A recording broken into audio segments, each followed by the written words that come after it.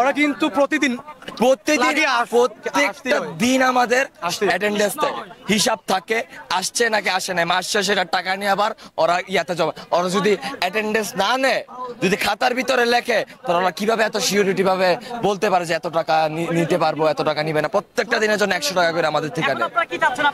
আমাদের দাবি প্রত্যেকটা যতগুলো স্টুডেন্ট মারা গেছে ওদের মা বাবা মূল সংখ্যাটা আমাদের বুঝিয়ে দেন, মা বাবা লাস্ট সরাইছে এগুলো বুঝিয়ে দেন। আচ্ছা, আপনাদের কাছে কি এমন কোনো তথ্য আছে যে যাদের ভাই আমি নিজে দেখছি, আমি নিজে দেখছি, আমি জায়গায় দাঁড়ানো লাশ খুঁজে পাই না এরকম কোনো 6টা বাজে, 6টা বাজে, হ্যাঁ শুনেন 6টা বাজে উদ্ধার কাজ কিন্তু শেষ ভাই, 6টা বাজে শেষ। তাইলে রাতের বেলা কেন এখানে অ্যাম্বুলেন্স ঢুকবে? রাতে আড়াইটার দিকে ভাই, আড়াইটা 3টার দিকে রাতের একটা 55 কেন ঢুকবে? হ্যাঁ এটা শিওর, বালতি নিয়ে বস্তা নিয়ে লাশ উদ্ধার করো। আল্লাহর রাস্তায় ভাই সঠিক নিউজটা প্রকাশ করেন ভাই, এসবগুলো করেন না। গণমাধ্যমের ফ্রিডম আছে, আপনারা ফ্রিডমটা কাজে লাগান, এসবগুলো করেন না।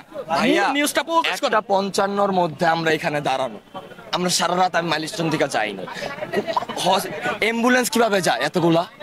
মানলাম একজন, 12টা 13টার উপরে অ্যাম্বুলেন্স যাইতেই আছে, আর্মি সেনাবাহিনীর গাড়িতেই আছে, ক্রেন দিয়ে ওরা ইয়া নিচ্ছে, ক্রেনের সাথে রক্ত লেগে আছে ভাই।